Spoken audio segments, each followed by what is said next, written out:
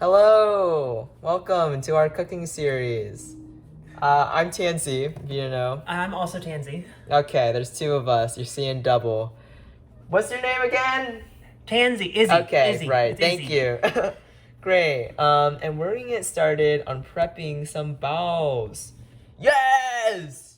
Woo! Okay. So we've got all of the ingredients prepped so far. I'm gonna take this with me. So we have the dough right here. This is about 4 or 5 shredded carrots on the coarse side. Green and purple cabbage, coarsely chopped, and let it massage with salt so that you get the moisture to pull out. And then just put the drained lettuce or cabbage into the bowl. And Izzy chopped this and microplaned this garlic, so we got 2 textures, chunky and fine. It's gonna be delish. And over here, we got rehydrated and diced shiitake mushrooms.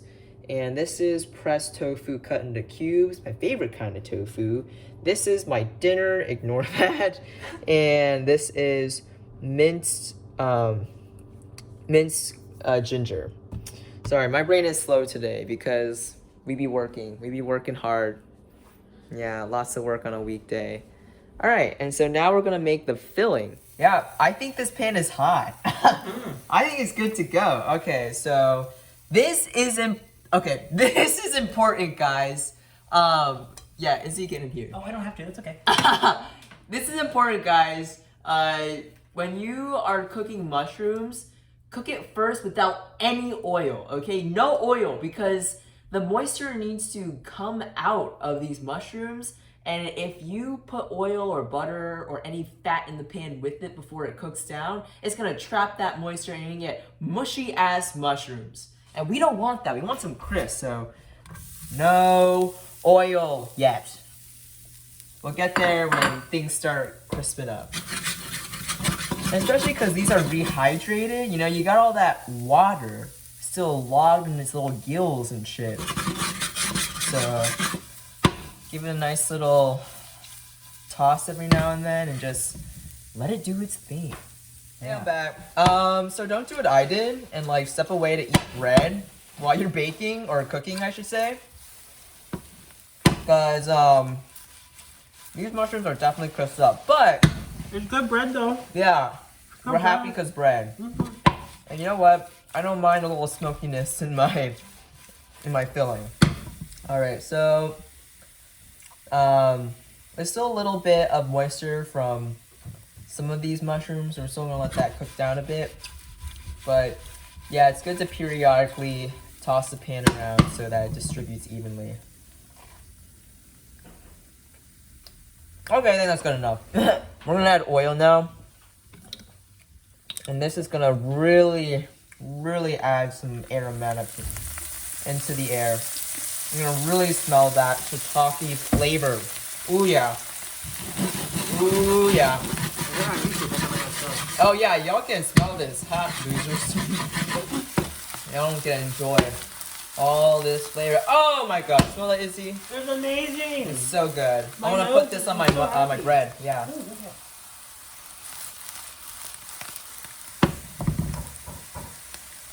I think that's Jordan. Dylan. Sorry, we have people over. Okay, while that's sizzling, you're gonna go ahead and add your pressed tofu. And it's gonna crisp up together.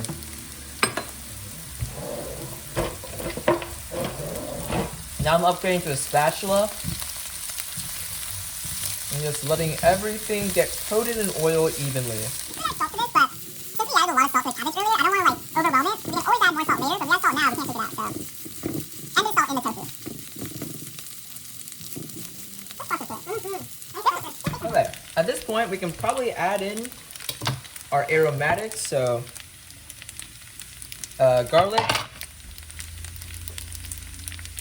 ginger, the G is silent, and we're just gonna stir that around for even distribution. Yeah. Thank you, Ruby. for the moral support. Oh, yeah. Okay, so I've gone ahead and mixed all our veggies together in a big bowl, and then we're gonna add our flavors. So first up, we've got toasted sesame oil.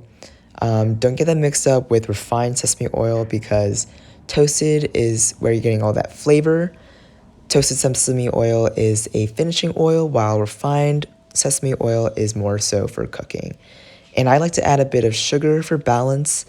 And then next up, we're gonna start adding our dominant flavors, which is white pepper powder and Chinese 5-spice. So here I've got my Chinese 5-spice, and I'm just gonna put as much of it to my heart's content. I'm also, oh my god, I'm so bad at voiceovers. Yeah, so here I am. I'm also gonna taste as I go. So really, there's no measurement for this. You just add to your heart's content and then mix it well. And yeah, take a clean spoon and put it in your mouth. I would definitely remember that the flavors will mix together a lot more thoroughly once you cook the buns. So don't worry if it tastes a little granular. That'll go away when you steam and fry them. Yeah, and I'm adding more to my taste. And yep, that's it. That's it, folks. Just remember to mix thoroughly, and then you are all ready on your filling. I was gonna say the same thing. Hey guys, what's up? We're back. The dough is ready, and I've gone ahead and punched it down and divided it into two beautiful, beautiful little pieces. Okay, so I'm gonna put one aside for now. And we're gonna roll it out into a long snake. Ooh, yes. Keep rolling it. Yeah. Just like this, I'm like just taking my hands and like moving it back and forth and kind of spreading it out. And if you get real bored, you can just kind of swing it around like that too. You want it to be more or less even thickness throughout. Because what we're going to do next is we're going to start pinching it. So no knife needed. We're going to start holding the head like this and then just taking your dominant hand. So you're pinching with your non-dominant hand, really squishing it tight, and then just with one swift movement, just pop it off. And then you got one dough, the other one, and you want it to be more or less even. And you know it's going well if you hear like a kind of like that from the gluten snapping off cleanly. Yeah, if you get used to it, you can go pretty fast. Still kind of new to this, so I'm not like lightning speed, but we're getting there. Hey Dylan, can you go ahead and roll out a snake? Thanks. This is Dylan. These are his hands. We need all hands on deck today, because it's 9:22 and I do not want to spend all night making these. Alright, and more or less just roll these into nice little balls. Y'all know how to do that. Y'all know how to make a nice ball. It's good thickness. Oh yeah, it's pretty good. Now you can go ahead and start snapping off pieces. Show me the technique. Yeah, so you're gonna grip it like this, pinch it with your non-dominant hand, and then just swiftly pull it. Just snap it off.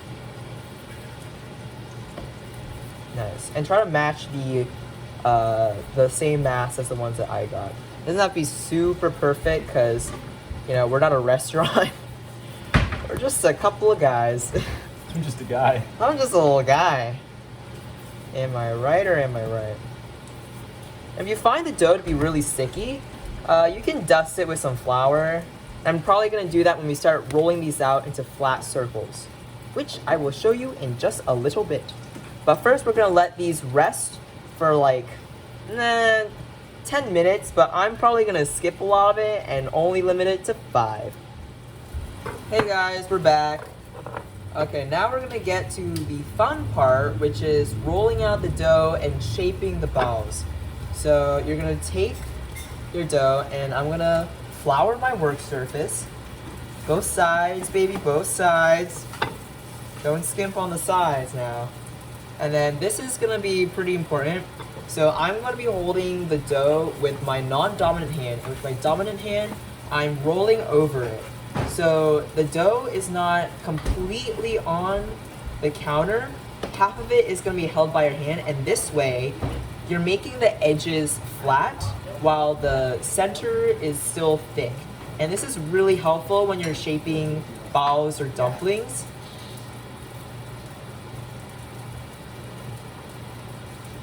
Because when you start crimping the edges later, you won't be like wasting a lot of dough just trying to seal it, and then it becomes like extra thick on one side, because that is no good, no bueno. Alright, I'm gonna show y'all what it looks like. So it kind of looks like a fried egg, and that is what you want. This is good. We're gonna set it aside. Alright, are we excited to start crimping or what? Woo! Okay.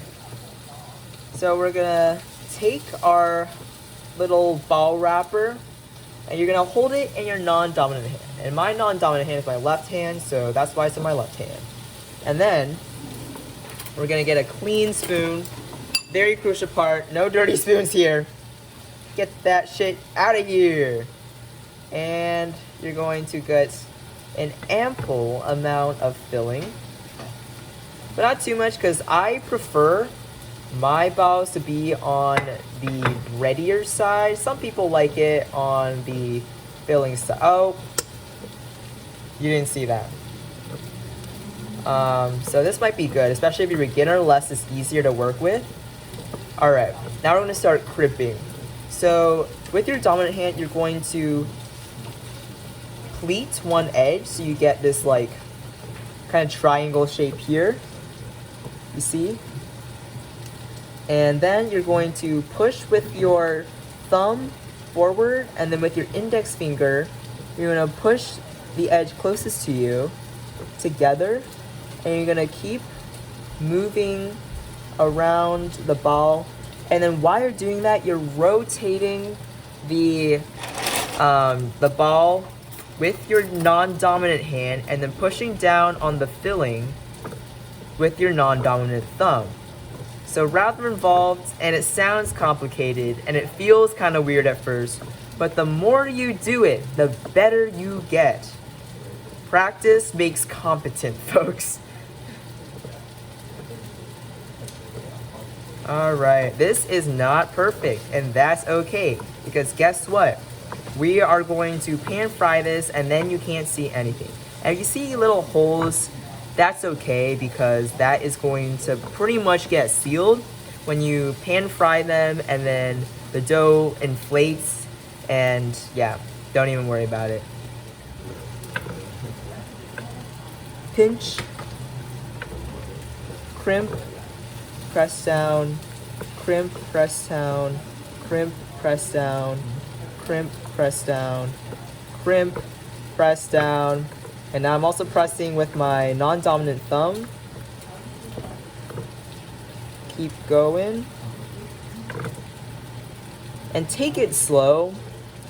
We're no crunch for time, so. And then when you get to the end, excuse me. This part is pretty important. So when you get to the end, you want to like pinch it into itself, so you form this kind of navel. It's pretty cute, right?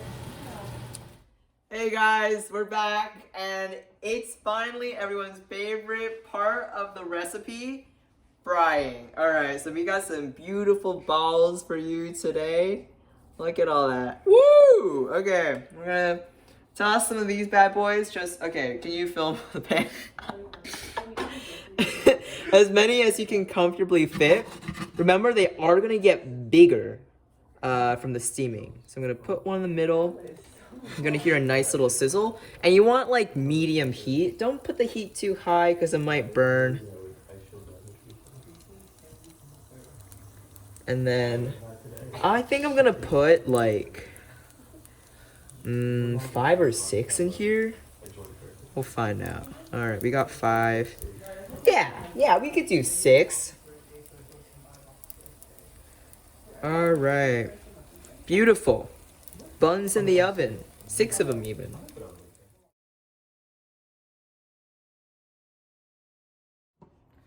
Hey, we're back for round 2. Let me show you guys how the first round turned out.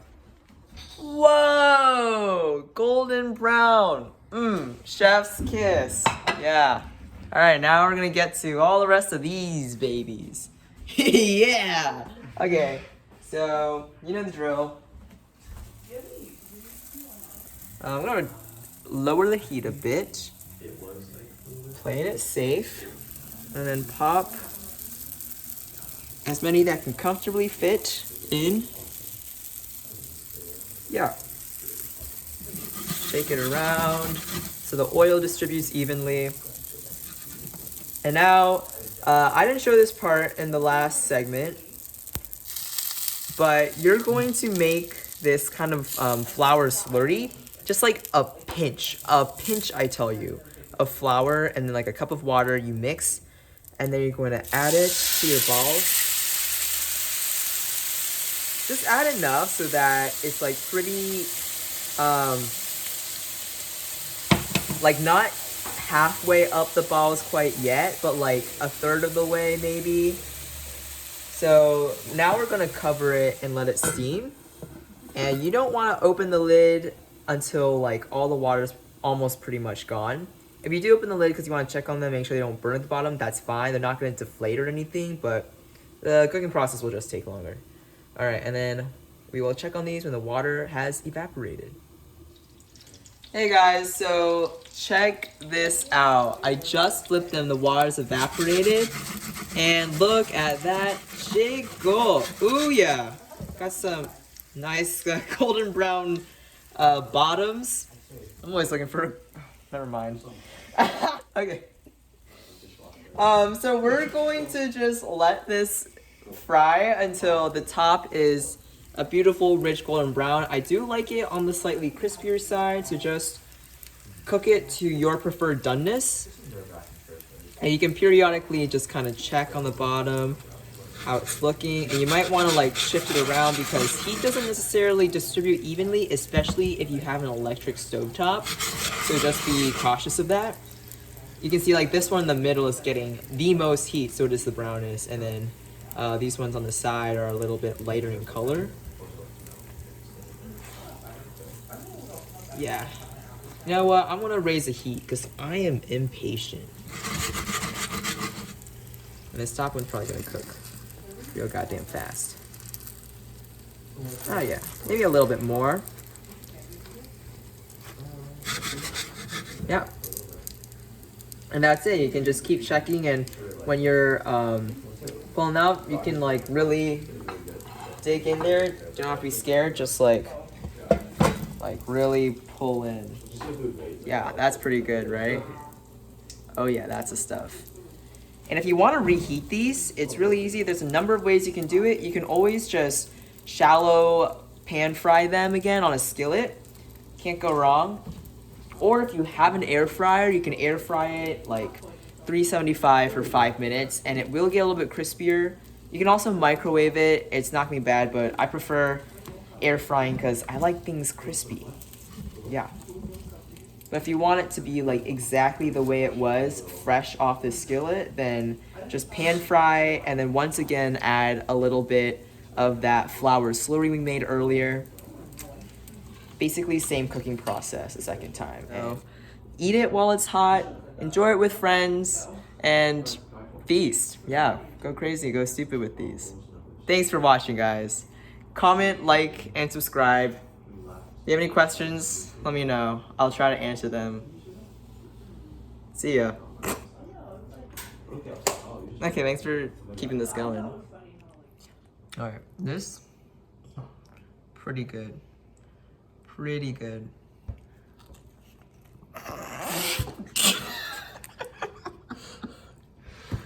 Yeah. Okay.